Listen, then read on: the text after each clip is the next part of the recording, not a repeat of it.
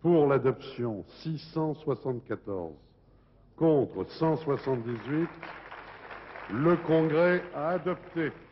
L'issue du vote ne faisait aucun doute, d'où peut-être la décontraction des parlementaires à leur arrivée au château de Versailles en tout début d'après-midi. Mais malgré la fin de session et surtout la chaleur, il a bien fallu se rendre dans l'hémicycle pour voter la plus importante révision constitutionnelle depuis 1962.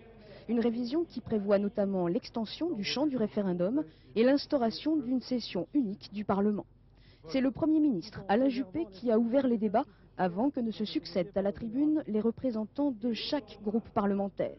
110 minutes d'explication de vote sans surprise, la majorité se prononcera pour et l'opposition contre le texte. Il est extrêmement important, non pas pour lui-même, mais parce qu'il est le préalable à un certain nombre de réformes qui, sans lui, ne pourront se faire.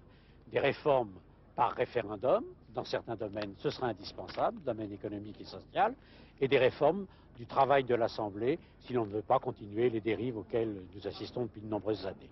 Nous n'avons dans cette réforme rien sur l'indépendance de la justice, il n'y a rien sur les renforcements des droits du Parlement, c'est-à-dire de la démocratie, il n'y a rien sur les renforcements des droits de l'opposition, c'est-à-dire là aussi de la démocratie, et par conséquent, cette réforme est une occasion manquée. Mais 110 minutes, même le dernier jour, voilà qui peut paraître bien long. Et pendant que commence le vote, tout récemment informatisé, le spectacle, lui, se trouve surtout à l'extérieur. Au bureau de poste d'abord, où l'on s'arrache le timbre spécialement émis pour le Congrès. À la buvette aussi, ou encore dans les jardins. À 19h, la bonne nouvelle arrive enfin. Le vote est terminé, la révision constitutionnelle adoptée. Cette fois, ça y est, les parlementaires sont enfin en vacances.